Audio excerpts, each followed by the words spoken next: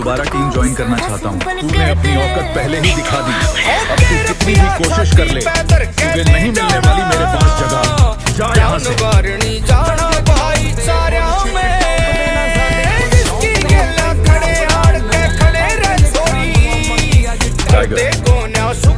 Checking के बाद भी कुछ नहीं मिला। मैंने कहा था मेरे पास कुछ इलीगल नहीं है। चुपचाप बता दे, वरना कोर्ट में मिलना मुझसे डायरेक्ट। तुझे जो करना है कर ले।